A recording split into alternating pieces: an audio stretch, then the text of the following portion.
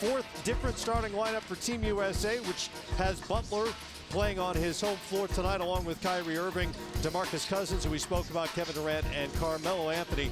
The big news for Venezuela, they are also shorthanded. Easily their best player, and certainly their best known player to American audiences, Greivis Vasquez, has been shut down by the Brooklyn Nets, and he will not play tonight, and in fact will not play in the Olympics either. Vasquez is very disappointed about the decision, but from a health point of view, he played just 23 games last year after undergoing surgery on his right ankle to remove bone spurs.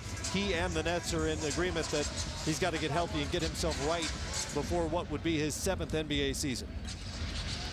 Yeah, without a doubt, it's important for him, big picture, to get healthy. Of course, you know he wants to represent his country.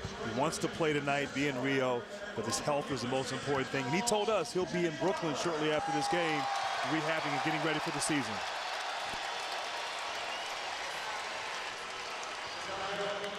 Good evening. On behalf of all of USA Basketball, we want to thank y'all for y'all's continued support. As we take this thing to Brazil, I know that we want to make each and every one of you Americans proud. It's a task at hand, but we want to continue this winning tradition and bring home gold for us and for y'all. So thank you again and enjoy the game. Nice moment for Jimmy Butler here in Chicago as he's getting his first taste of Team USA basketball. First time ever playing for the U.S. national team. And Grant, he's one of those players who has to adjust what is his normal NBA game. Now a 20-point scorer here with the Chicago Bulls. Takes on a little different role here with this team. Without a doubt, but he is one of those players that can adjust. He can be a defensive player. He can play off of guys. Most of these guys have to adjust and adapt to the style of play, to the talent level of their teammates. They are obviously the common goal here to win a gold medal. It's easy to sacrifice in this environment. And as you see, Kyle Lowry, DeMar DeRozan, those two guys as well. The entire team coming together for one common goal, and that's representing your country, the USA. Butler, a two-time All-Star who made his bones as an NBA player on the defensive end and has evolved into more of a scorer here in Chicago. Just about set to go here from the United Center. Our officials tonight, Jose Carrion, Anthony Jordan, and Tommy Short. As we get set for tip, it'll be DeMarcus Cousins and Gregory Echenique, who will tip it up for Venezuela in their red uniforms, having qualified for the Olympics for just the second time in the nation's history and the first time since 1992 when they finished 11th. They will be one of the longest of long shots at the Rio Games, coming up starting next week. We'll get into more about how they qualified for the Olympics, which is quite a story in and of itself, going back to last year in the FIBA Americas tournament along the way. Good crowd on hand in Chicago. Ready to see Team USA and Venezuela. And the U.S. wins the tip with Carmelo Anthony handling it and handing off to Kyrie Irving. One of the points of emphasis for Team USA, play with pace. Play with pace and run your sets hard, move the ball, get the ball from side to side. Of course, get the ball inside to this matchup nightmare, DeMarcus Cousins. Well, this is a little bit of a different look for this U.S. team when you've got a post player with his kind of skills. Cousins is off. Rebound comes to Venezuela, and they've got a chance to take an early lead here in Chicago. Number 5 is Gregory Vargas. There are 2 Vargases in the starting lineup. Number 10 is Jose Vargas. And this is Windy Graterol over to Gregory Vargas, the hero from last year's FIBA Americas tournament. Off on the three-pointer. Durant the other way, quickly in transition, up with the left hand and good. And the U.S. is on the board 2-0. And this is where the U.S. can thrive in the open court, getting the defensive rebound, securing it, and getting out in transition, getting easy baskets. I'll tell you, 6'10", finishing like that, Matt, that's something else right there. Not many countries can throw that back at the United States. I'd venture to say no other countries can really throw that back at the United States. Venezuela threw it away, and Vargas fouls Irving before he could get a shot up. And right here, 6'10", handling the ball, going to his left hand. Good defense, but just better offense right there. Kevin Durant, known for scoring, particularly here in USA Basketball international competition. He led the 2012 team in scoring, and of course a 4-time NBA scoring champ as well. First foul on Gregory Vargas for Venezuela. Ball stays here with the United States with 16 seconds on the shot clock. Irving inbounds it. Had an interesting conversation with Mike Krzyzewski here before the game about the way this lineup is put together. As Butler tries his first shot and makes it. A little like what we saw with Kevin Durant in Oakland the other night. Butler, the hometown guy, knocks down his first shot of the night. He's a little comfortable with these rims and the surroundings here in the United Center. 4-0 quickly here. The United States up on Venezuela. Gregory Vargas gets a screen from Echenique, and it's an illegal one. And Kyrie Irving maybe a little banged up. Kind of winced as he fell to the floor, quickly back up. Looks like he caught a knee right there in the thigh, maybe. As Kyrie Irving trying to get over the screen. They bumped knees there with Echenique there. Looks like he's okay though, Matt. Smacks the left thigh as he brings it up for Team USA. Durant traveled with the ball, and back it comes. See these calls at exhibition season. You'll see them during the Olympics as well, as players get used to what is a travel at the international level. It's a different game. The game is going to be officiated differently. And this is why these exhibition games are so important for Coach K and his team to get themselves ready for Rio and be prepared for a new style of play in the Olympics. Jose Vargas. This is John Cox. Puts it on the floor. Out to Granarol. Short on the three. Ask Coach K about the officiating and how it's gone so far as Melo tries the three, follows his own. Said he just wants them to officiate the way they will at the Olympics so his players can make the adjustment. Irving, crossover. Short on the jumper. Back comes Venezuela. It's the veteran Cox, hounded by Durant. Out of bounds on USA. And you love that effort. You've seen defensively, Team USA, they switch a lot on the perimeter. Their length is posing so many problems. Venezuela can't get to the rim, can't really get into their offense against the pressure of Team USA. Well, defensively, they are a point guard's nightmare, and we've seen it in the games against Argentina and China. Defenders switch out on a point guards who will be guarded by everybody from 6'1" to all the way to DeAndre Jordan. We've seen switched out and effectively guarding point guards. Yeah, no, it's been very effective. Obviously, Coach K has used that strategy in previous international play. Tyson Chandler was a big guy that could get out there. Chris Bosh in 2008, having a DeAndre Jordan as a big guy as well who can defend multiple positions. Cousins lost his shoe there briefly. That was the delay. Durant with the outlet off the miss. Beautiful look from Kyrie Irving. Butler traveled before he got the shot up, and it all goes for naught. And I'm not sure if I saw a travel on that play right there, Matt. Obviously a great pass, outlet pass by Durant, and then Irving. Yeah, it looked like Butler did not have his feet set. Little shuffle of the feet by Butler. 2 turnovers in the last 3 trips down here offensively for the United States. Here's Cox out to Jose Vargas. Off on the 3. And Venezuela starts out 0 of 3 from the field. Irving over to Durant. Back to Irving. And inside to Cousins. Another post touch for him. And down to Durant. Double comes. Irving swings it. Melo for 3. Tapped out by Butler. Back to Irving. That'll fall. Kyrie Irving knocks down the 3 for the United States. And Matt, I know you've done a few games here during this exhibition season, but to see the unselfishness, making the extra pass, obviously a great tip out there, and Kyrie Irving knocking it in. 3 buckets by 3 different Americans here so far, in stark contrast to what we saw Monday night when Kevin Durant scored the first 10 points for the U.S. DeMarcus Cousins slow to get up after the Venezuelan bucket, and he's waiting in transition. Gregory Vargas knocked down the bucket as his name comes falling apart. It's basically disintegrating on the back of his jersey. If he plays the entire first half, he may not have a name or number back there. That's what happens when you have to guard Kevin Durant. He shook him right out of his name. Melo, a second chance opportunity for the U.S. And this is really where they hurt opponents so far is on offensive rebounds and second chance points. Without a doubt. And we talked in the opening about DeMarcus Cousins, his size, his relentlessness on the boards, just a load down there. And Venezuela, they're going to have to maybe send two guys to try to block him out. One-on-one, you can't prevent him from getting offensive rebounds. Foul goes on Windy Grotterol, his first, and Cousins goes to the free throw line.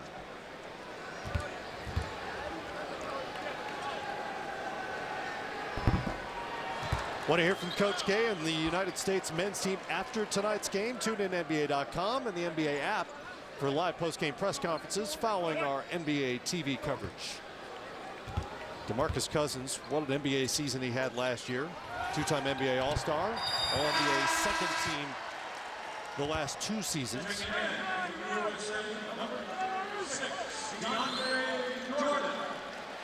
And Cousins exits for DeAndre Jordan. And it's interesting that Team USA has their two big men that are very different styles of play. DeAndre Jordan, more of a defensive center, likes to play screen and roll. Cousins likes to do his damage in the low post.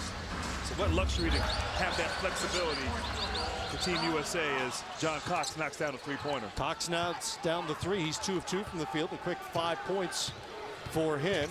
Venezuela within a point of the United States. After missing their first 4 shots, they've hit 3 in a row. Durant from deep, short on the long three. Echenike has the rebound for Venezuela. And we talked in the opening about quick starts, and right now Venezuela, they feel good about themselves as Cox knocks down another three-point shot.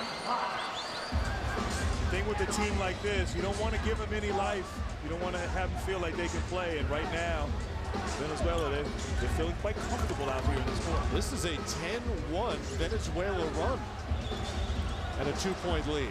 Melo to tie it. And we're knotted up at 10 now, with Melo knocking down his first shot in 5 attempts. How about John Cox, 3 of 3 from the field with a couple of threes here already early on. Cox is also losing part of his uniform name. No matter. Jose Vargas is off. Melo with the rebound. Out to Durant on the wing, picked up by Gregory Vargas. That's poked away from Irving. Over to Melo, back to Durant, and he'll try another three. It's off. Jordan. Once again, Team USA centers extending the possession. DeAndre Jordan with a tough offensive rebound, and Kyrie Irving, one of his patented finishes there. Probably the best guard at finishing around the basket in all of basketball, Kyrie Irving. Certainly be hard to argue that. Kyrie Irving is trying to become the 4th player in NBA history to win both an NBA championship and an Olympic gold medal in the same summer. Now, who were the other 3? 2 of the other 3 played right here at the United Center. Michael Jordan and Scottie Pippen, who was at the ballpark last night when we went to see the White Sox and Cubs. Right. And LeBron James is the 3rd. Grotterol off. The turnover by the U.S., but that's wiped away by Carmelo Anthony. And the U.S. wants to push. Melo to a trailing Kevin Durant, and couldn't get it to fall. Durant will go to the free throw line. Carmelo with a trademark block. And the U.S. getting a test here by Venezuela.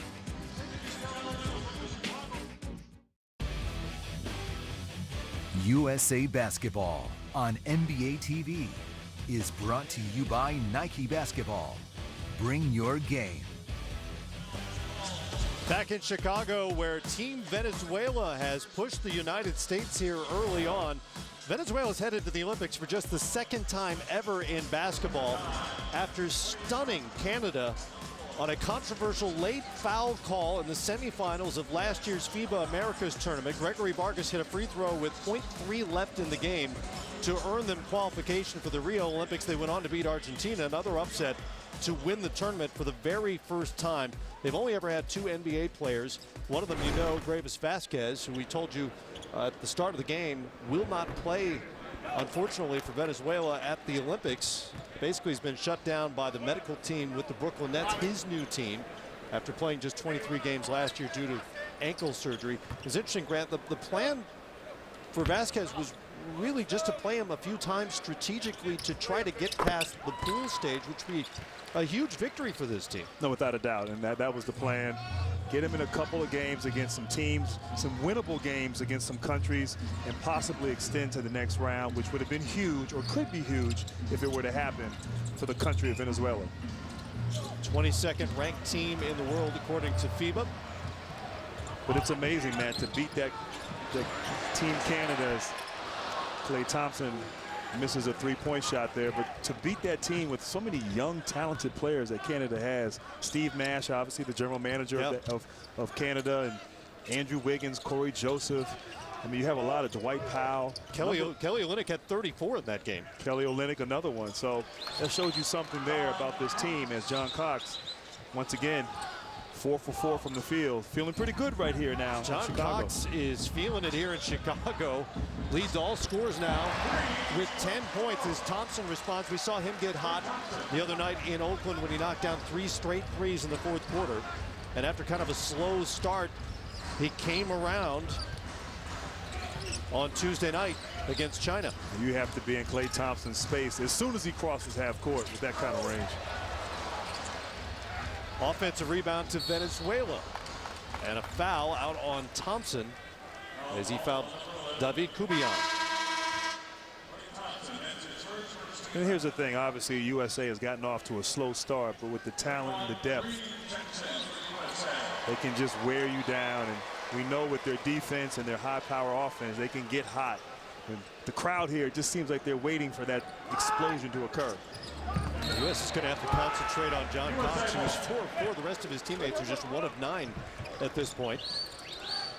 Turnover there by Venezuela. Back comes the United States. Draymond Green now in the game. Hasn't played his best so far in this exhibition season. And gets it into Kyle Lowry, also just subbed in. Lowry will take it himself against the roll as the U.S. goes up 18-12. David Kubian handles, former teammate of Jimmy Butler's at Marquette. Turnover Venezuela. This is what the United States does so well. Draymond Green was stripped, but it's a foul near the baseline, called by Anthony Jordan. When we talk about this team, this second unit, as we see Paul George on the bench, these guys can defend. Draymond Green, DeAndre Jordan, Lowry, Klay Thompson, really just making life miserable for Venezuela, and Draymond Green getting to the free throw line.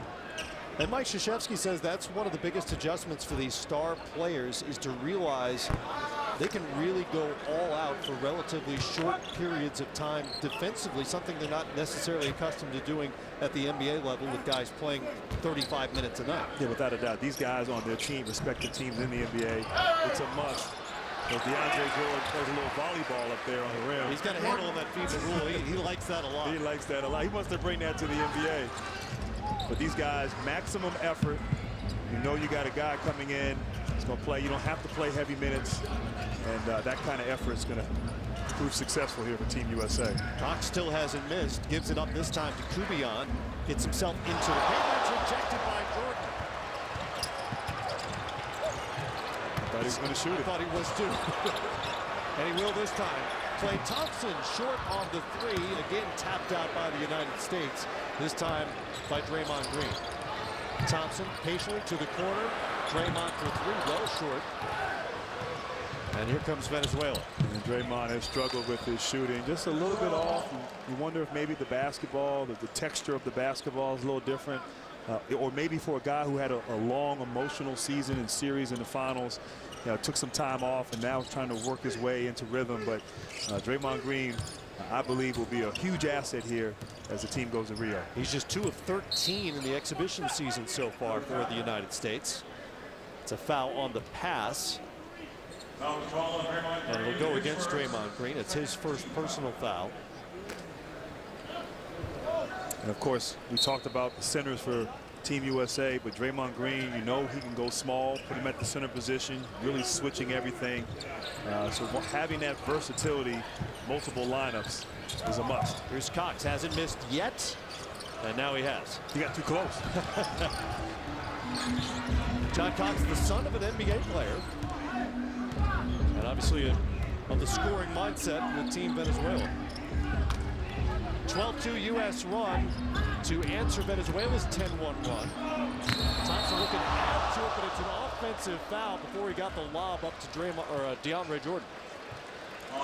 And that might have been some great defense there. DeAndre Jordan rolling to the basket and obviously stepping up to take the charge. But that might have been the most exciting missed dunk right there. Well, did you happen to see DeMar DeRozan's 360 attempt on Tuesday night? Oh, I saw that. That may be the greatest missed dunk I've ever seen. That was unbelievable. That's just disrespectful right there. You know, the confidence to go up for a 360. Didn't make it, but it looked good. Interesting first quarter here as Venezuela pushed the United States early on. 8 different Americans scored, and they lead it 20-12 after 1 here in Chicago.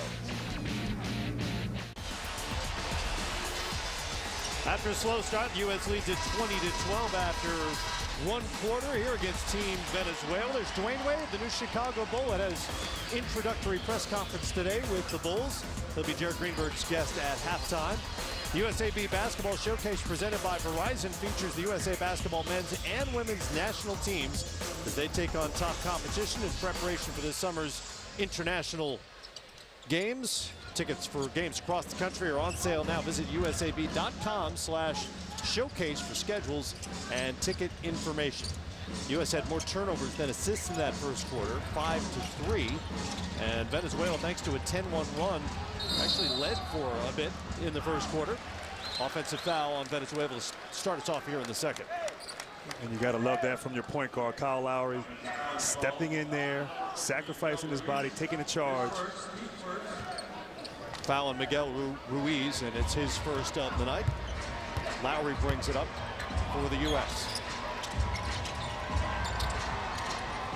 Lowry will try the 3, rattles in and out. Thompson shows off the range with the offensive board inside of DeAndre Jordan. And we've yet to see a center from the opposing teams in these exhibition games who can physically deal with Jordan or Cousins. And I'm not sure there's many teams out there, many countries that have the size. Obviously, Spain a few years ago with the Gasol brothers is a team that comes to mind, but they're getting up there in age, and obviously injuries. Is Jordan with another block. But his ability to change ends and run the court, DeAndre Jordan, quite freakish at his size. DeRozan backs in. Back out to his teammate Lowry. Over to Green. He'll try the shot, heard the whistle. 2 free throws for Draymond Green. And right here, DeAndre Jordan, just throw it up to him. Maybe want to wrap him up on that play, but no, DeAndre finishes at the rim. And then right here, this is where he makes his living. Don't shoot in front of me, young fella. Do you know who I am?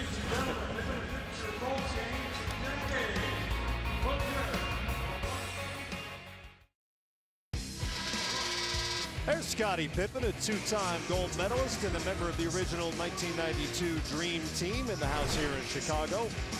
Of course, the United States has won 14 of the 17 Olympics in which the United States has participated. Of course, we boycotted the 1980 Olympics, and the 2 countries behind them on that list, Grant, no longer exist technically, the Soviet Union and Yugoslavia, so they won't be catching the United States or closing the gap anytime soon.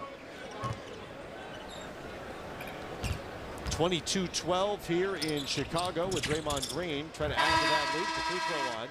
Venezuela has made 5 shots. They've also had 5 shots blocked so far. 4 of those by DeAndre Jordan. And of course, one by Carmelo Anthony as he checks back into the game. But it is pretty amazing how the U.S. has just dominated here in basketball, and obviously have changed in 1992, allowing the NBA players, the professionals to play, and what Jerry Colangelo and Mike Krzyzewski have done starting in 2006, really making this program a family, about team, and having great players want to play and commit like they have through the years. Shot off by Dwight Lewis. DeRozan brings it up, pushing into Cuz. Turns over the left shoulder, can't get it to go. U.S. retains possession again, and DeRozan will try the 3. Cousins may have been called for the foul going on after that offensive board. And by the way, an update on number 5, Gregory Vargas. I don't know if he's gone to get a second jersey or if they've tended to the numbers and letters on the back, but everything seems to be back to normal now. He's not guarding Kyrie Irving, so I think it's that must be it. But I think Kyrie Irving is checking back into the game, so letters beware. Venezuela, like the United States, or like most teams, scheduled a bunch of exhibition games to get themselves prepared for the Rio games. Lost by 31 to Lithuania. They beat Belarus, lost to the Netherlands, and then lost a pair of games in Spain to Team Spain. Won by just 15. The second one was not close, 91 to 55. They've been all over the place, slowly making their way back to South America. Here's Gregory Vargas. Butler on him. Swing it over the corner. And the three won't fall for Luis Bettelman. Talk about exhibition games. Venezuela, they won't see a team quite like this team here with a combination of size and speed, talent. As Kyrie Irving just kind of waltzes down the lane and finishes with the left hand. Easy finish for Irving. Give him 7 now. Venezuela is just one of their last 11 from the field. That'll end the streak. Haisler Bient knocks down the 3. Venezuela's 3 of 8 from three-point range.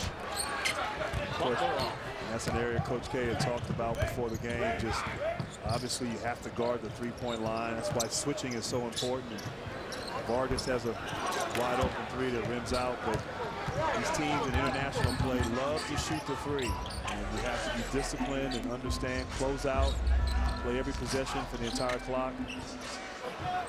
Butler hard to the rim. Cuz couldn't connect on the follow. Diet brings it up for Venezuela. This is that short of FIBA line, three-point line. It is an attractive shot. Diet is way outside the line as he missed on that 3. By Venezuela and knocked out by the United States.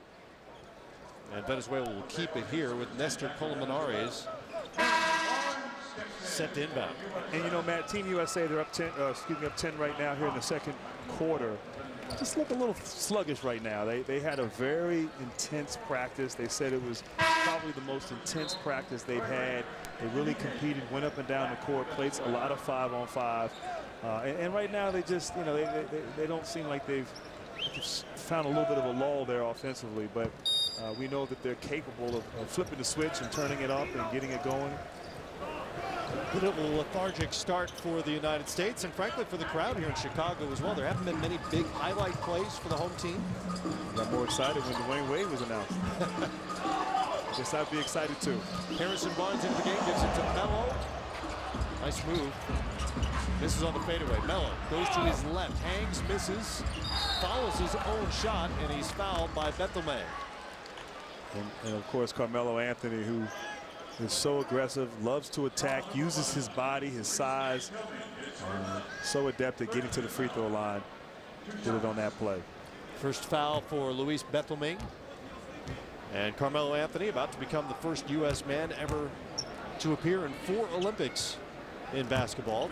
Steps to the free throw line. I mean, that's amazing. 4 Olympics. If USA wins, 3 Olympic gold medals, 4 Olympic medals overall. That commitment right there to Team USA on his part is just really exceptional, and he really is the team leader. He's the leader, the guy who's been in some close games, has been through the battles, helped build this program to where it's at right now, and it's great that he's continued on here playing for Coach K and Jim Boeheim, his old coach from Syracuse. Holds Olympic records for threes made and attempted.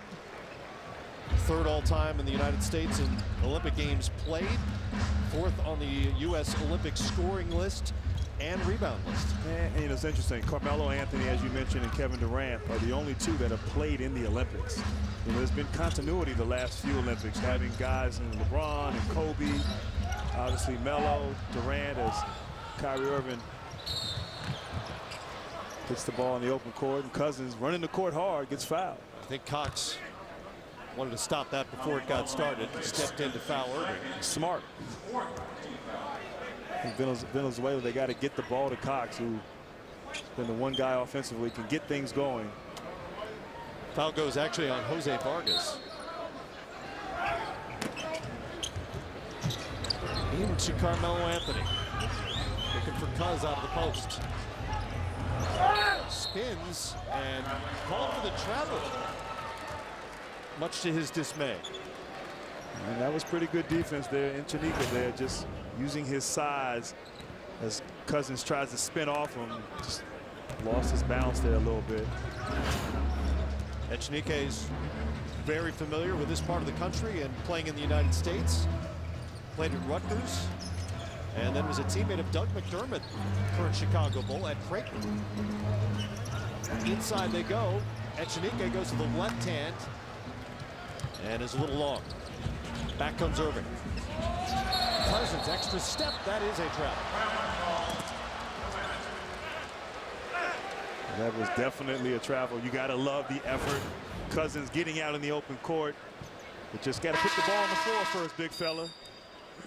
Yeah, I don't know. I think shackling a fool is not. They don't have the USA basketball edition. I don't think there's an Olympic edition yet, anyway. Don't give the big fella any ideas, that's for sure. Well, that's a travel in the NBA as well, but there's no question it's a travel at the FIBA level. Kind of got caught between steps. If I'm Venezuela, I'm feeling pretty good right now. You know, regardless of the reason, Team USA, you're only down 11, played pretty well, good defense. They're not totally comfortable out there, Team USA, and although Venezuela is not totally comfortable either on the offensive end, but. Well, other than John Cox, Team Venezuela is now 2 of 20 from the field. That's no shot on the other end. As Irving was fouled by John Cox before the shot attempt. I tell you, that was smart right there by John Cox. But did you see that finish by Kyrie Irving? It just amazes me, his array of shots around the rim, his confidence. He never gets his shot blocked. He's so good at evading the defender and using the glass. Great touch down there, and just playing with so much confidence after such stellar play there in the last year's playoffs. But just look, that's George Gerving-ish right there. Just nice little finger roll by Mr. Irving. The MVP of the World Cup 2 years ago in Spain, including 26 points and 4 assists in the gold medal game against Serbia last year. And Kyrie Irving now has 9 for the United States. They lead at 28-15, under 5 minutes to go here in the second quarter. Matt Weiner, Grant Hill, great to have you with us here on a Friday night in Chicago, Illinois. Gregory Vargas fouled on the shot attempt for Team Venezuela. That was a smart move by Vargas. Sometimes the best defense is good offense, attacking Kyrie Irving. You got to make Irving play defense as well. Vargas gets to the free throw line. First free throws of the night for Team Venezuela, and it was Vargas who hit the biggest free throw in national team history last year to beat Canada on that controversial foul call and put them into the Olympics. Don't forget, the WNBA's 20th season is in full swing. Don't miss a minute of the action as the season resumes on Friday, August 26th. Be a part of the historic season and get your tickets today at WNBA.com/tickets. Gregory Vargas will go down in Venezuelan basketball lore for that free throw he made to put them into the Olympics for just the second time ever. And he heads out with Venezuela down by a dozen.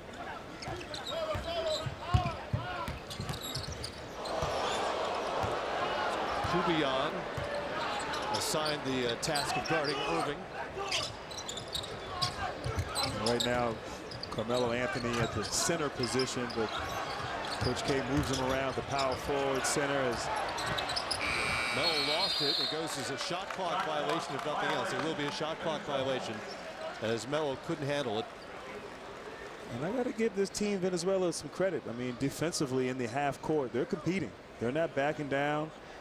It's important for them to get back in transition, not allow Team USA to get out easy baskets. And thus far, USA has struggled trying to get some rhythm, get some flow on the offensive end. US doesn't have a made bucket in more than 3.5 minutes now, and turnovers in 3 of their last 4 offensive trips.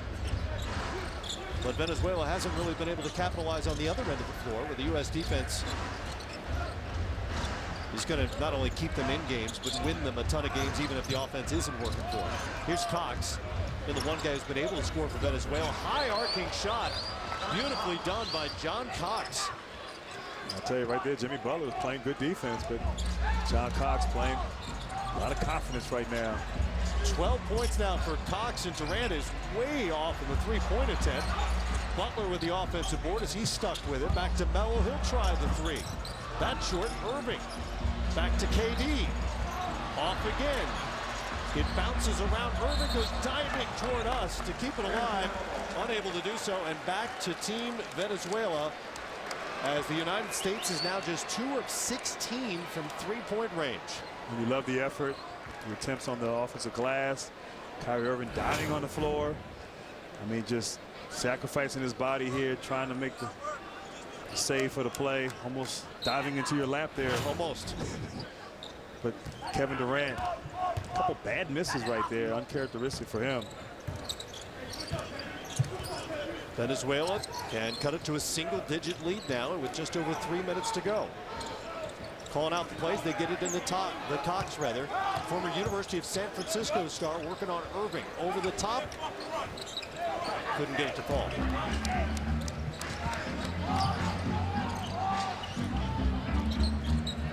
Irving working on Cox, hangs. Rolled off. Another second chance opportunity for the United States. Right now, Team USA just can't find that basket, can't seem to knock it down. U.S. returns to the offensive end, just 2 of 14 from the field this quarter.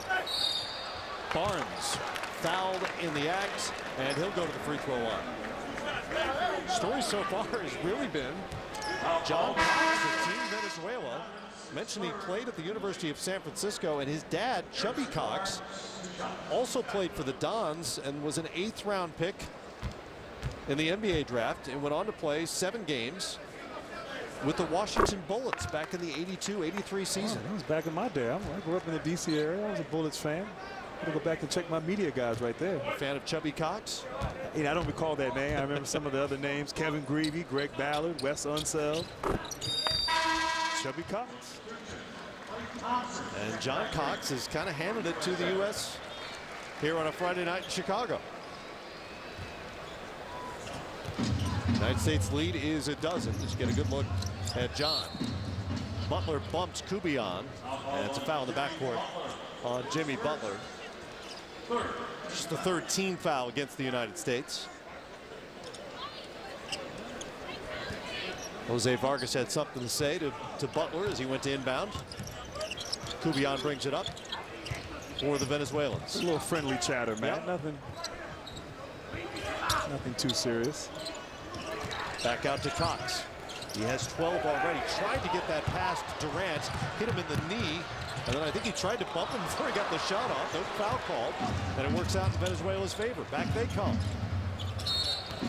Travel on Vargas, who's wrapped up by Carmelo Anthony. Shuffled the feet as he tried to make the move baseline. And we will take a break. Under 2 minutes to go. The United States winning, but not exactly dominating so far.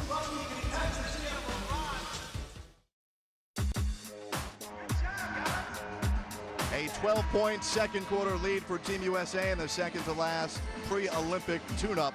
As we welcome you courtside, we are honored to be joined by General Martin Dempsey, former chairman of the Joint Chiefs of Staff. And every single summer when we get together to talk about USA basketball, the emphasis Coach K and Jerry Colangelo have put on the military's relationship with the team has been amazing. Yeah, I mean, look, first of all, what America needs to know is these young men that are representing our country are unbelievable. They're great guys. And so too are our military.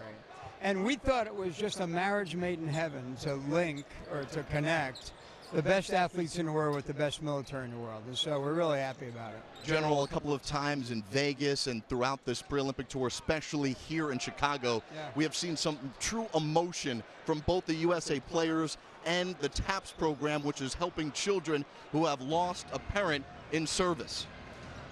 Yeah, so TAPS is Tragedy Assistance Program for Providers, and I'm going to make sure I don't get I don't want to become part of the game here, but And it's the, it's survivors. It's survivors of, it's sons and daughters and mothers, fathers.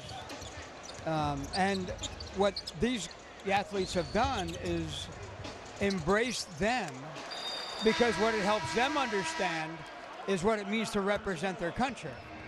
And that connection is magic, actually. While that's all happening, we're seeing an incredible relationship building, and as much as it impacts the players, as Coach K wants to understand what serving is all about, what's the impact it's having on the military? It works both ways, right? So the military feels good about what it does. These athletes are the most recognizable athletes in the world, right? And so what the military takes away is that they care. That young group of 12 or 15 or 20 of them believe that what they do is important. And so it's a great connection, and I'm so proud to be part of it. A rousing ovation here as we get a timeout and play. We'll keep it here, though. Dwayne Wade being shown on the big board as he had his press conference. He'll join us at halftime. We know you're a pretty basketball fan. Used to play back in the day.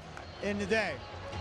Now what I do is try to connect people who can make a difference in each other's lives. And what TAPS does, by the way, it's all about survivors. And, you can't ever overcome the grief that someone feels at losing a loved one. But what you can do is you can begin to pile memories on top of it, positive memories. And that's what these young guys have committed to do. And by the way, the women's team too. So let's not forget that Gino Auriemma and the women's team is committed to TAPS as well. A big win for them tonight over Canada on NBA TV. General Martin Dempsey, thanks so much for joining us. Sure. All right, thanks very much. Matt, back to you. All right, Jared, and while Jared was speaking with the general, Kevin Durant ended a streak of 13 straight misses for the United States. Their first bucket in more than 6.5 minutes. Here's Irving, adjusted in the air. That Butler foul won't count. Irving was fouled on the layup attempt. And you heard General Dempsey talking about the relationship with USA Basketball, and I really respect what Coach K, what Jerry Colangelo has done, really for the players to understand that they're connected to something bigger than themselves. And when that Star-Spangled Banner is played before every game, and obviously at the medal ceremony, to understand that you're connected, who exactly you're playing for, and so they've done that every year, and I think it's very much benefited the team. But as Jared talked about or asked, and General Dempsey mentioned, it also benefits the soldiers and troops who have the experience as well. And it's a natural connection for Mike Krzyzewski, who of course played and coached at Army, starting his collegiate coaching career back then. Played under Bob Knight, the military academy. Under 30 seconds to go here in the first half. The United States has had a sluggish start offensively for certain. Venezuela just hasn't been able to hit very many shots outside of John Cox. There's another air ball. And the U.S. lead is 16 with a chance for the final possession of this first half. Right here you can just eeny, meeny, miny, mo in terms of who gets the ball. Well, in this case, eeny, meeny, miny, Carmelo. Layup there. Kubion at the buzzer. Off the glass, no good. And the United States has doubled up Venezuela 36-18 despite 30% shooting. They finish on an 8-0 run as we head to the half. It's Jared Greenberg with USA Basketball halftime presented by Verizon, and a visit with Dwayne Wade as we continue. It's halftime here in Chicago.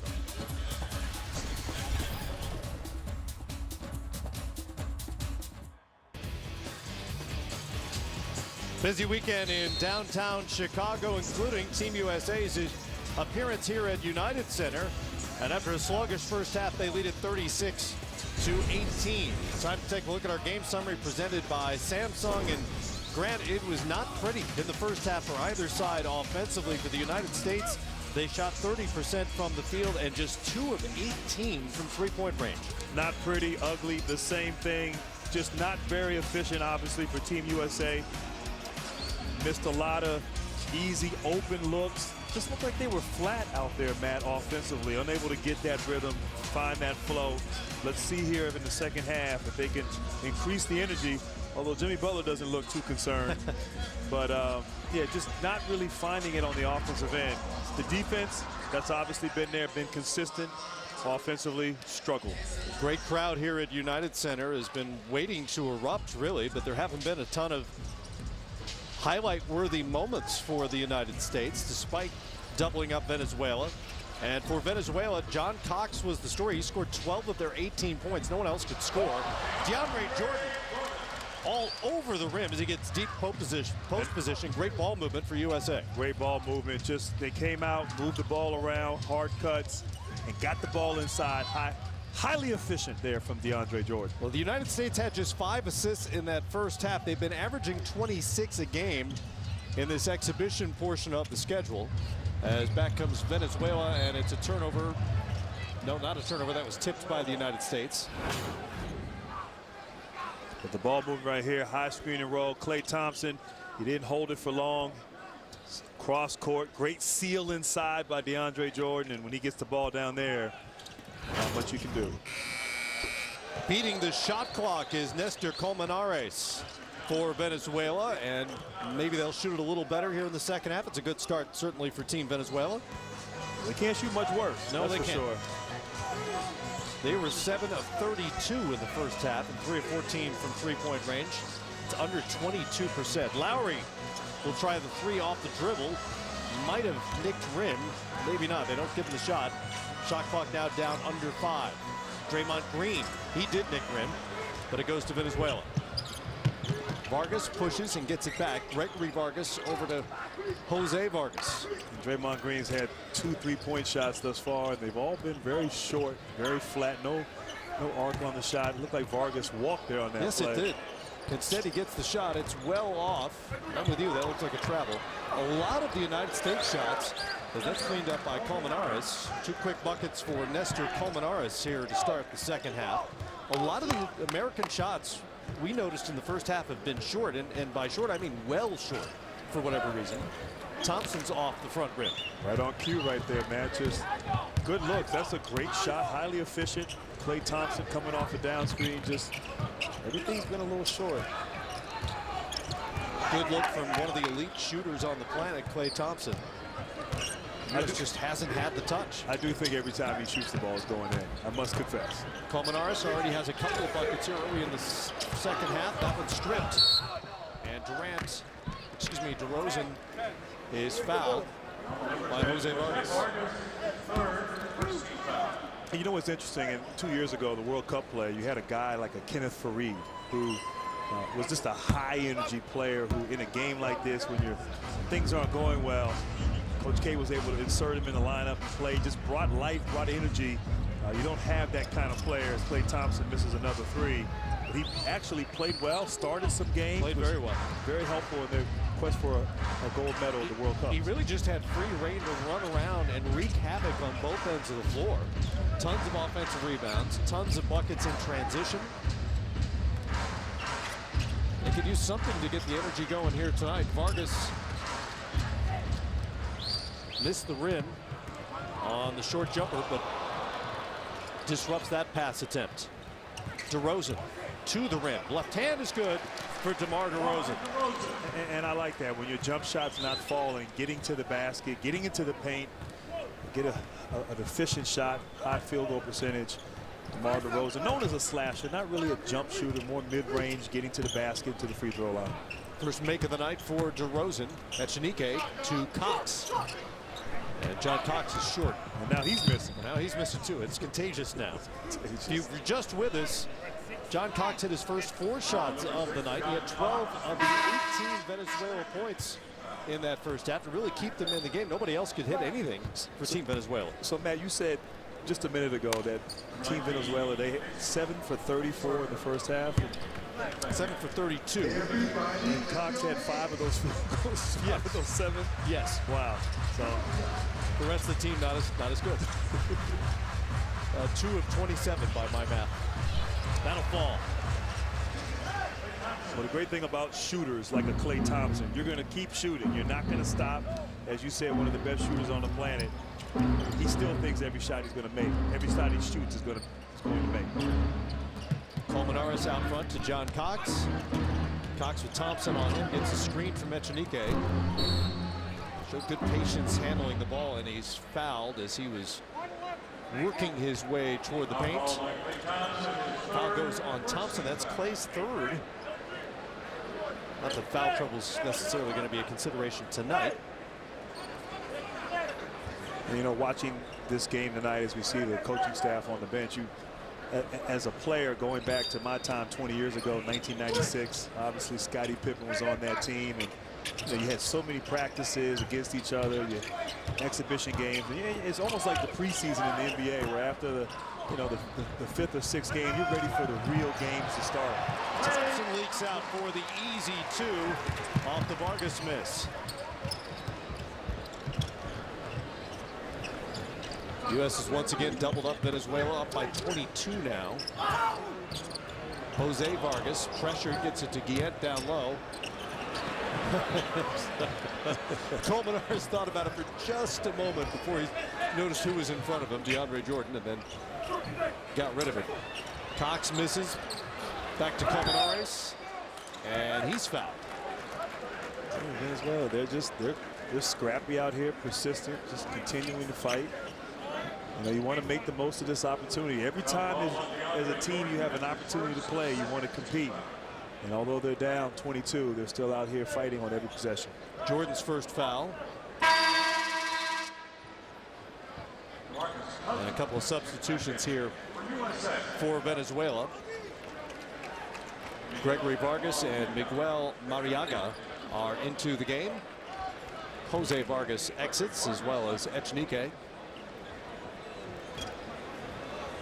And we talk about just the lack of energy right now. One thing I know Coach K really emphasizes is communication, talking, almost over talking, particularly on defense. We haven't really seen that here at the end of the first half and start of the second half. No, it's been literally and figuratively a quiet night for the United States so far. Cousins is back in there. Jordan exited in that substitution. We have a foul before DeMar DeRozan could do something spectacular at the back end of that play. And that was a smart foul right there by Guillen, just understanding that USA had numbers, fouling Kyle Lowry in the backcourt, and making them come down and try to earn here against this half-court defense. They've shown a good feel for that a few times here tonight, kind of preempting the highlight play when they saw it coming. Colmenares exits now. Luis Betelme wears number 11 for Venezuela. Kyle Lowry brings it up for the United States, up 44-22 midway through the third. Here's Thompson. Hand off to Cousins. And Cousins, for at least the third time tonight, that might have been his fourth travel of the night here in Chicago. Just a little clunky all around for the United States. We'll hear from Gary Payton when we come back from Chicago.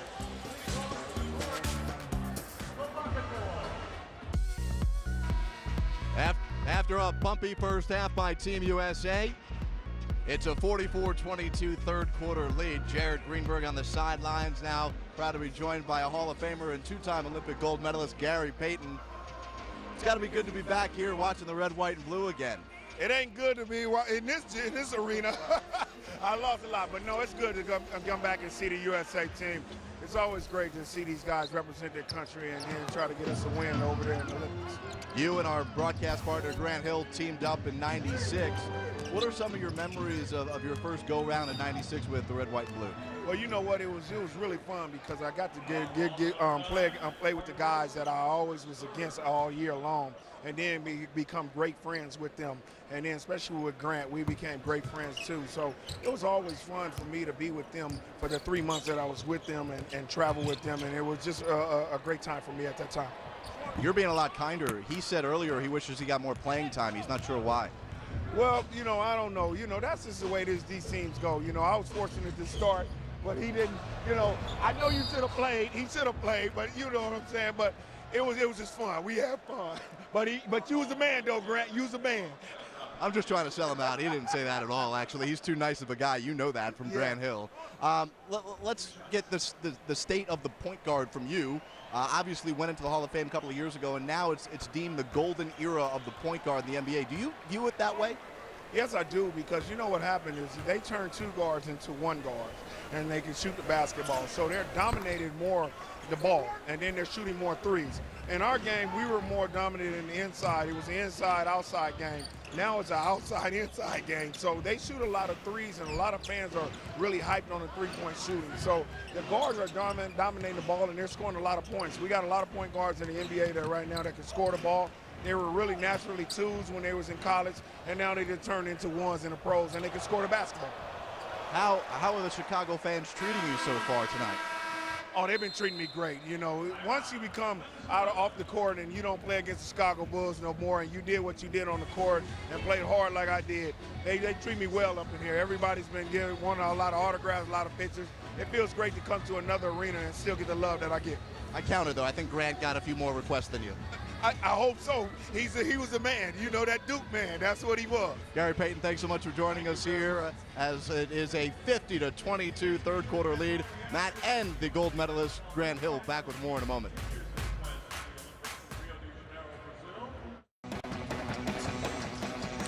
The United States Olympic Committee has selected Los Angeles as the U.S. bid city to bring the Olympic and Paralympic Games back to America in 2024. Let's give our Team USA athletes an Olympic home field advantage in 2024. Learn more and show your support at LA24.org. A 10-0 United States run, and the U.S. leads it now 50-22. It has not been a thing of artistry for the U.S., and that ends the run with the three-pointer from number 8, David Kubian, Jimmy Butler's former teammate at Marquette. DeRozan is short on the jumper there, but the U.S.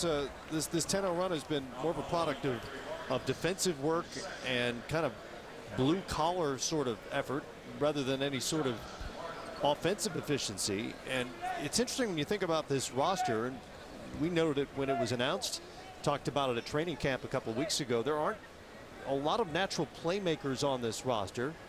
There's no Chris Paul, for instance, no LeBron James type.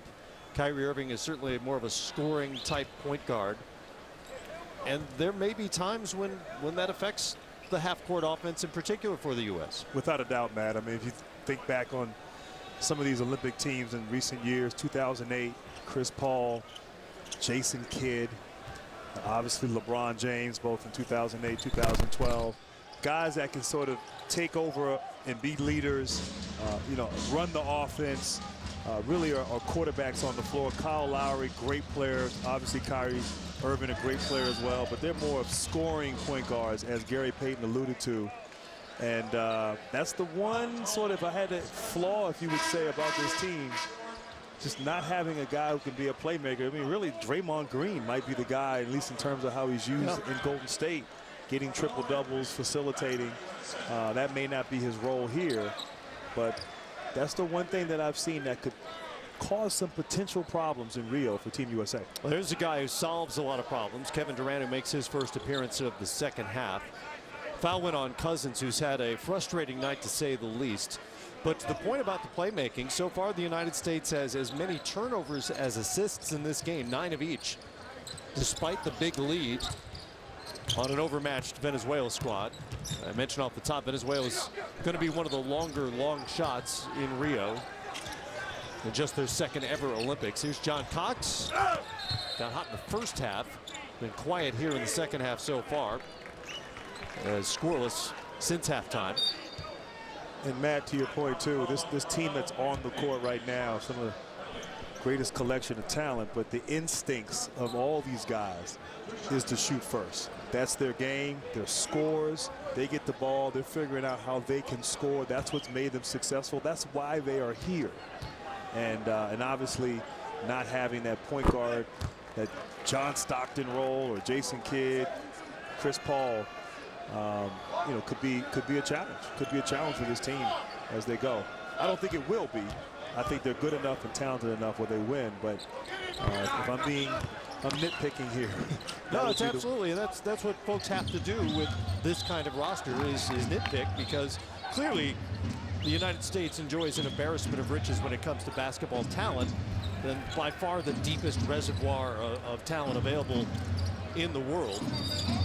when you start to look at the way rosters are assembled and how the parts fit, and just how good or dominant a team could be. And then you wonder, in a close game, should that happen against a France or perhaps in the medal rounds against somebody like Spain or Lithuania, how does that work? How well does it work together?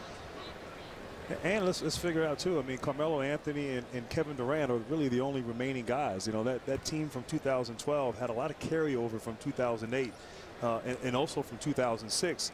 And so that consistency and understanding roles and building that comfort level with one another in those close games, it showed. It came out in clutch moments in their gold medal quest in 2012 and 2008.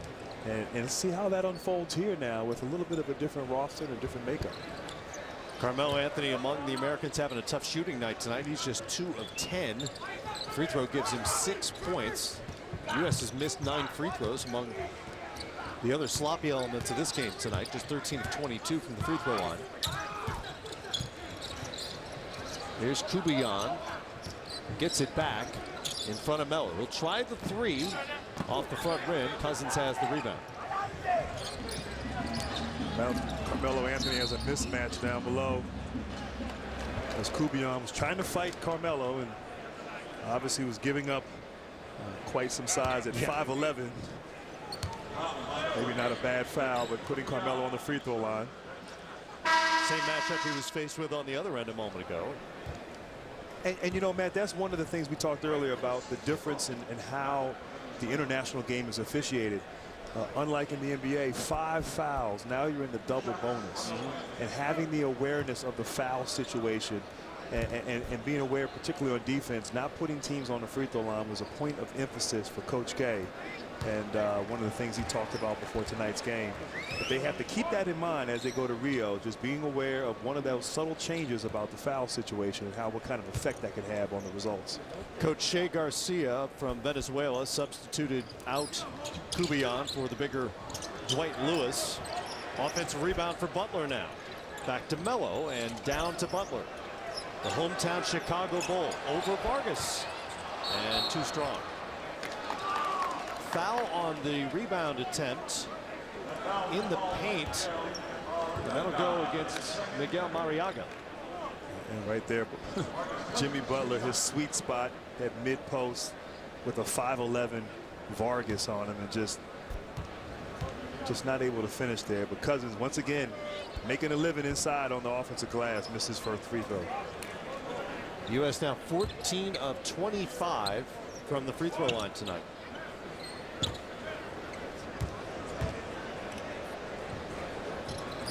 And sometimes as a coach, you're not mad at a performance like this. They didn't play well.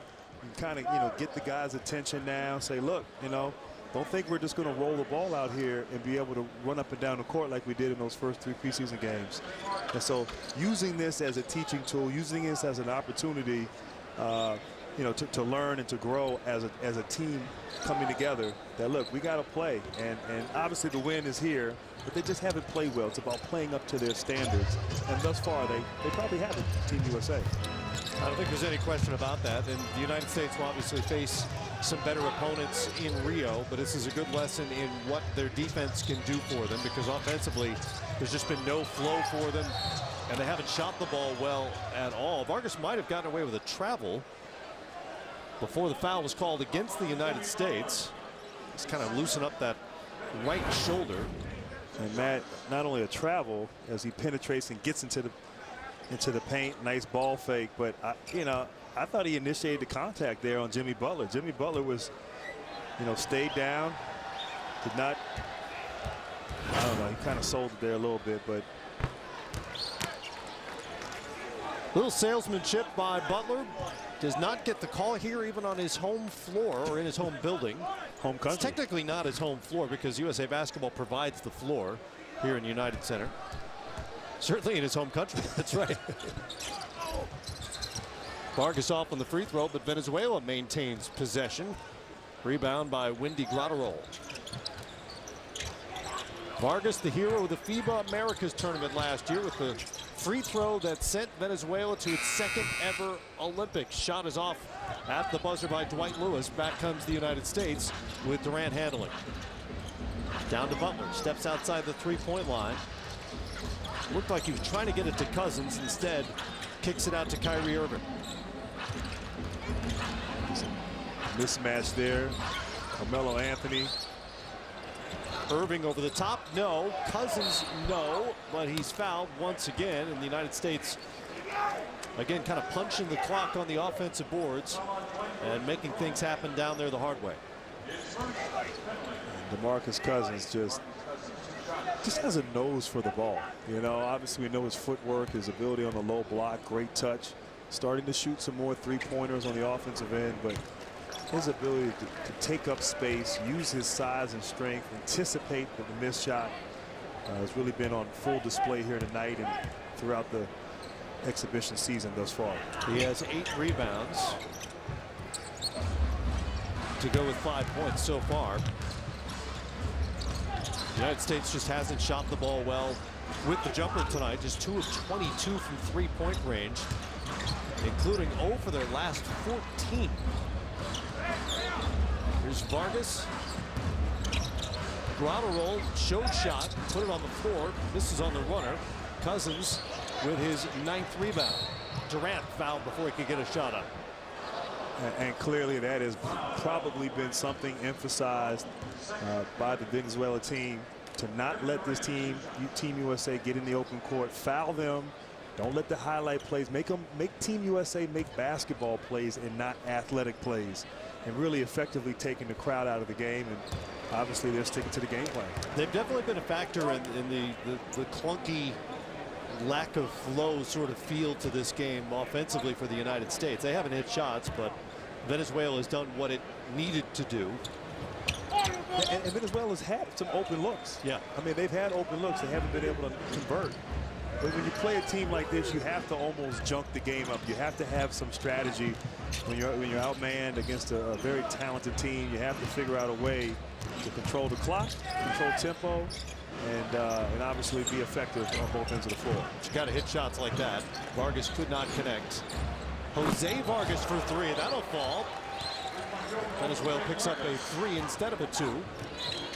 Still down by 23 here in the final moments of the third quarter. Melo to Cousins. Might have traveled again. That one was not called. And it goes over the left shoulder for the bucket. His first made field goal of the night. Cousins now with 7 points and 10 rebounds for Team USA. It's a 25-point lead. Final seconds here of the third quarter. Vargas poked free by Irving. Butler around the back. He'll pull up for 3 at the buzzer. And it's short, like so many other shots tonight for the United States. And they'll go to the fourth quarter just 2 of 23 from three-point range. The U.S. in control, but maybe not in love with the performance so far. The United States heads to the fourth quarter looking to improve on a three-point stroke that has largely failed them tonight. The Americans are just 2 of 23, including misses on their last 15 attempts now. Matt, it's been like Jerry Greenberg and our super producer Tom Heights out there shooting. They can't buy a basket from the perimeter, Team USA, but still up big here, relying on their defensive performance. That leads us neatly to our stat of the game presented by Nike. You see the three-point shooting in the exhibition season so far. The U.S. wasn't exactly on fire by their standards, but coming into tonight, 36.4% from three-point range, and obviously that number's going way down based on tonight's results. And I'll tell you what, this team is too good of a shooting team. Some of the best shooters in the world. You know they'll get it going and won't have many games or performances like they had here thus far. Got players like Kevin Durant, who's been fantastic from three-point range at the international level. 34 threes in 8 games in the 12 Olympics for Kevin Durant. Carmelo Anthony likewise has really just destroyed that three-point line. Shot 50% in the 2012 Olympics from three-point range. But nobody's really had it tonight. Here's Durant. Big step. And that's a goaltend, as it was knocked away off the rim by Colmenares. And I don't know if he needed to goaltend there. It looked like he was going to miss it. It was going to be short anyway. Like the ball might have slipped out of Durant's hands. excuse me, the goaltend on Miguel Ruiz, not Colmenares. But I agree with you. I don't think that ball had any chance of going in. But that again goes to the Venezuelan strategy, or apparent strategy tonight, of eliminating any sort of potential highlight for the United States whenever possible. There's Vargas and one. Jose Vargas with a strong move off the glass, and good for the 34-year-old veteran of 39 games with the Venezuelan senior team going back to 2007. First foul on Kevin Durant. I'm not sure if that was a foul there on Durant. A little tap. Great shot there by Vargas. Attacking Durant. Nice little shot off the glass. Going for three-point play. Vargas, like most of his teammates, plays professionally in Venezuela as well. Split his time between a couple of clubs, Marinos and Guaros. Many of these players come from the professional club Guaros de Lara, which was coached by the national team head coach Shea Garcia until recently, when the coach and management had a falling out, we're told. Happens sometimes. Yes, it does. Harrison Barnes wears number 8, brings it up to the United States. Open floor ahead of him, tried the lob to Cousins, just not in sync, and high over Cousins' head. Turnover for the United States, and back will come Venezuela. It was the right play. Harrison Barnes attacking the basket, getting in the paint. Just threw the ball a little high. 10th turnover for the U.S. and they'll change out the ball, wet basketball, as we've talked about during these exhibition games. This FIBA ball does have a different feel to it and is prone, it seems to me more so than the NBA ball, to becoming slick. No, without a doubt. We were out in Las Vegas at the training camp along with Steve Smith, and we had the basketball on the set, and even without it being wet, it felt slippery. Just a different texture, different material. These guys are obviously used to playing with the NBA basketball. That's always an adjustment. We saw yesterday here at practice, many guys getting shots up after practice, getting comfortable. Kyrie Irving, one of the best ball handlers, dribbling the basketball, working on his dribbling. This is part of what this time is for, this exhibition season. Not only getting comfortable with one another, but getting comfortable with the basketball. It's a fundamental thing, but it's true. It's a different ball and has a different feel to it. Not sure which ball they came away with. They kind of traded them back and forth. We did come up with one, and we're back to playing here in Chicago with the U.S. up by 24. With the Globetrotters over there. You know what was going on. Waiting for the bucket of confetti to come out next. DeMarcus Cousins picks up his 3rd foul, and Colmenares goes to the free throw line. Colmenares had 14 points in each of Venezuela's exhibition losses to Spain over in Europe. Played 19 games with the senior team. And another member of this roster who played collegiately in the United States, Indian Hills Community College in Campbellsville, going back to 2010. And a pro in Venezuela these days. I'm impressed with your basketball knowledge of the country of Venezuela, man. I got some stuff here. Yes, you do. They got a lot of stuff. You have the inside stuff. Irving, oh, there you go, a little promotional opportunity for Grant Hill. Irving turned the corner and finished nicely with the left hand. The U.S. has 60 now, up by 26 here early in the 4th quarter. The research is a special sort of challenge for these U.S. exhibition games. Colmenares put it on the floor. Cousins defended. Back out into the hands eventually of Dwight Lewis, but Venezuela keeps it off the miss. Jose Vargas. Cross court. High off the glass, no good. Kept alive by Ruiz. And finally it goes for Dwight Lewis. Nicely done by Team Venezuela. And we failed to mention in this game the FIBA rule change that resets the shot clock to 14 on an offensive rebound, which came into play a couple of times there. I'll tell you what, that last possession, man, just all effort, all energy, all fight by Venezuela as Melo loses the ball. Melo grabbing his hand on the way back as well. Venezuela with an easy opportunity, and that won't fall. That's kind of in keeping with what they've done offensively as well. Venezuela shooting just over 23%, but they are fighting. They are fighting, you know, attacking the closeouts, getting to the basket, Guys not quitting on the play, and Ruiz getting the ball out, finding the shooter, knocking it down. That right there is just all effort. You can't teach that. You can't diagram it. It's about going out, playing with heart. And even though they're down big, down 23, still competing on every possession. Well, I mentioned this is just the second time Venezuela has ever qualified for the Olympics in men's basketball. It is a big deal in their country, and frankly, it's a country that could use the distraction.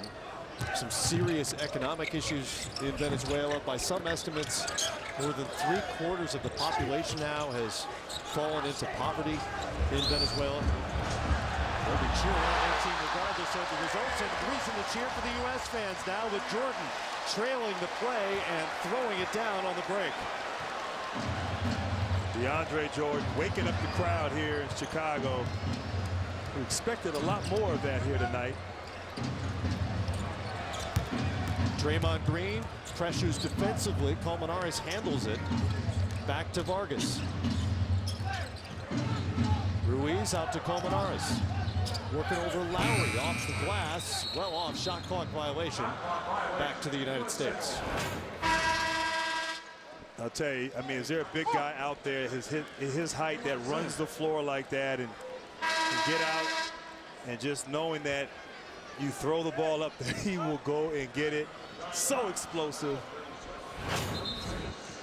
Mr. Jordan. Another Jordan played pretty well here in this building. This building has hosted a Jordan a time or two, with some success. Oh, a lot of success. 6 championships for the man who has a statue outside. I'd say it was a lot different playing in here when that Jordan was no longer playing. Payback. That'll affect the franchise. Oh, yeah. Lowry to Barnes. He couldn't quite get a clean handle on it, but eventually cradles it and finishes with the left hand. And Harrison Barnes' first bucket of the night gives him 4 points.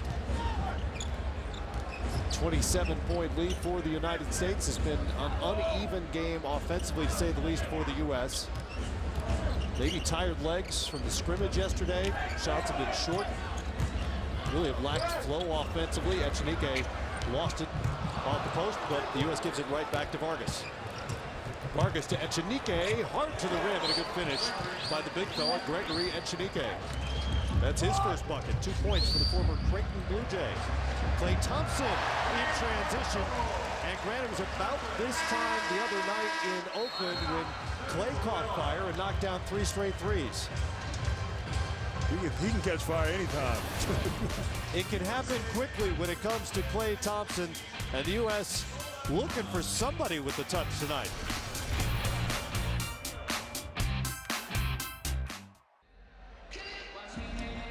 Back in Chicago, where DeAndre Jordan is taking the court and utilizing this time with USA basketball to work on what is universally known as his weakness, free throw shooting. One constant going all the way back to the minicamp in Vegas has been Syracuse head coach and Mike Krzyzewski's assistant on Team USA, Jim Boeheim, working with DeAndre on his free throw shooting. He's 0 for 6 for the first 3 games during this pre-Olympic tour. Coach Boeheim telling me before the game here, they're working on his release point. It's been incredibly inconsistent, and because of that inconsistency of the release point, it messes up his confidence. But certainly they'll continue to work on it, and something Coach Boeheim hopes to help improve before their time is up with Team USA, Grant. Well, you know, it's interesting, Jared. I mean, I played with DeAndre Jordan in Los Angeles back in 2013, my last year before I retired. And people see his struggles, they're well documented. But the guy put so much effort in every day after practice, working on his free throws, putting the time in. And you're right, there was the inconsistencies with his release point. And but a guy like that just lacking the confidence and, you know, getting a chance to obviously work with the Hall of Famer Jim Boeheim. But DeAndre Jordan may struggle with his free throw shooting, but he makes up for it with his defense and all his stellar play on the court. Draymond Green stepped on the out-of-bounds line, 13th turnover for the United States. Grant, Jordan has an almost unimaginable gap between his field goal percentage, which is #1 in NBA history for a career, 67%, and his career free throw percentage, which is 25 points lower, 42%. It's hard to wrap your brain around those numbers. Well, I'll tell you what, Matt, as it looks like Vargas stepped on the out-of-bounds line there, but I'd say most, if not all, of Jordan's field goal attempts are dunks. Yeah. And you know, it's been obviously an Achilles heel for him. We've seen other big guys struggle with their free throws. DeAndre Jordan, there's times where it actually looks good. It looks like a good release. The ball goes in well, and then he'll come right back with a bad miss. And that inconsistency has been consistent throughout his career. If you only watched him at the line and didn't watch the result, you would never know that he's a bad shooter at the free throw line, because to your point, it looks fine coming off the fingers mostly. Lowry knocks him down there.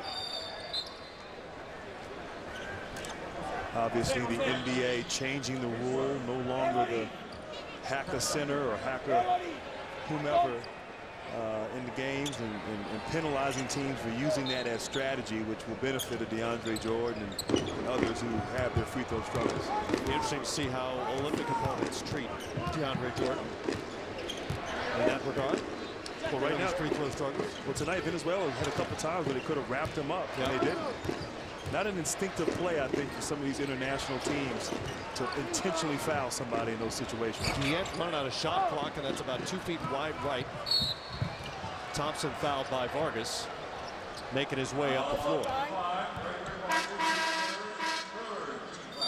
The United States has improved its shooting percentage to 39.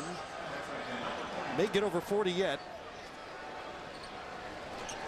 And a 30-point lead, but the final score, at least it doesn't appear at this point, won't be anywhere near to what they've been scoring in these games. They put up 111 against Argentina and 106 and 107 respectively against China.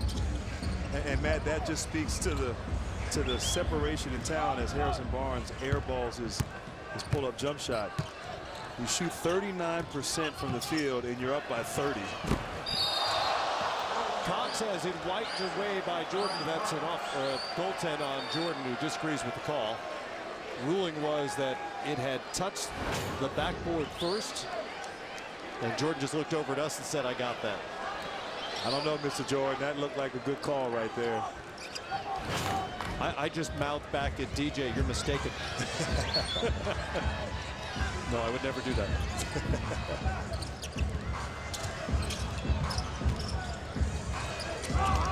Draymond Green out of the post on the smaller Vargas. Spins and finishes. Nice move by Draymond Green, and a good recognition by the United States that he had a much smaller defender on him.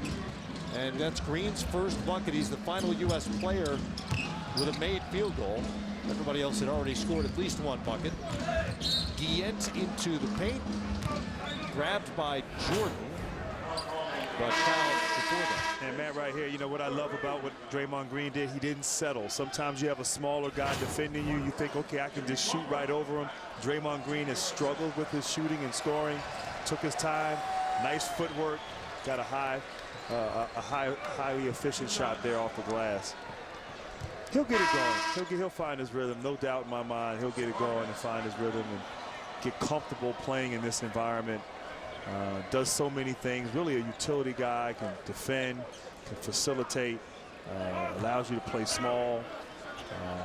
Has been very good and very talented throughout the last couple of years shooting from the perimeter, but has struggled here tonight doing so. Green did have 7 rebounds against China on Tuesday night, but in the first 3 games he was just 2 of 12 from the field for a total of 7 points, 12 boards, and 5 assists. Guillet knocks down the free throw for Venezuela. Closing in on 3 minutes to go here on a Friday night in Chicago. Glad you're with us. What a great summer city, Grant. So much going on here. The Cubs are in town. Lollapalooza is here in Chicago in Grant Park. Radiohead is the headliner here tonight. Butler in and out from 3. We might have time, Matt, after this game. You know, we might have to do that. I haven't seen Radiohead since 1994. I'm not sure I've ever seen Radiohead. They were the opening act for REM. Okay, all right. I've heard of Radiohead, but I've never been to one of their shows. You should go sometime. Yeah, maybe tonight. Maybe tonight. You're Grant Hill. You can go wherever you want. Vargas is off, cleans up his own miss.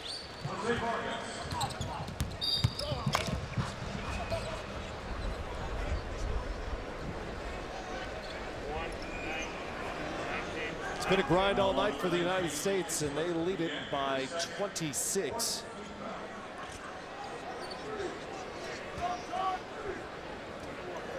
Foul on Guillen. Guillen had 15 points for Venezuela in the championship game against Argentina in the FIBA Americas tournament last year. Another great moment in their history. DeRozan with the drive and the bucket. DeMar's second make of the night, 6 points for him. The U.S. is now at 39.7%. Steadily climbing here with their field goal percentage. I think really they look tired. I mean, they've done a lot. They played a lot here in recent weeks, going after it every day. And this is one of those days where I think fatigue won. Fortunately, they played an opponent that wasn't up to speed. And there's a highlight the Americans have been waiting for. Kyle Lowry somehow tapped that back to Jimmy Butler. What a play by Lowry. wow. And a finish by the hometown Chicago Bull, Jimmy Butler. And the lead is 30. I'm not sure I've ever seen that before. That kind of alley-oop play. Well, you're about to see it again. That was a cue to Heights in the truck. But now Kyle Lowry just trying to save the basketball, throws it up to Butler, slams it home.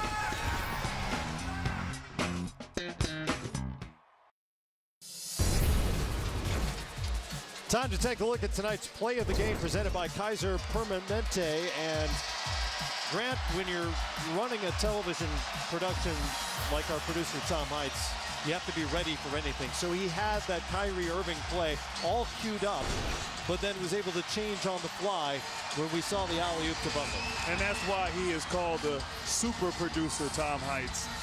His ability to adapt and adjust in the truck, getting it done. Jimmy Butler, Kyle Lowry hooking up for the play of the game. Good job, Heights. Finally, the roar that they'd been hoping to unleash here at United Center with about a minute and a half left to go in the game. Guillen off on the three, up against the shot clock. Back comes the U.S. United States plus 26 in the paint. This will be from outside. It's Thompson stroking it from three. Clay now 3 of 7 from the great beyond. That ties him with Kyrie Irving for the team high 13 points. The U.S. now 4 of 25 from three-point range.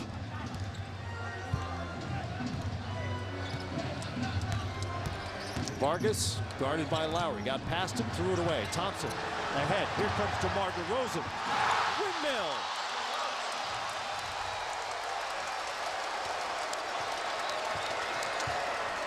DeMar DeRozan gave us a little preview of what he's capable of on Tuesday night when he missed on an attempted 360 dunk when he was fouled. Wide open floor in front of him there. DeRozan, the two-time dunk contest participant, delivered. And the USA chant breaks out finally here at United Center. I guess better late than never. DeMar DeRozan showing off his hops, little windmill action, getting the crowd excited, getting the bench excited. And yes, just the gall he had, the nerve to try to do a reverse 360 over somebody. That's some confidence in your jumping ability right there. No need to shoot here for the U.S., and they'll win it 80-45. The United States finally did climb above 40% shooting, 42.4 to be exact. But just 4 of 25 from three-point range. It was a grind all night long.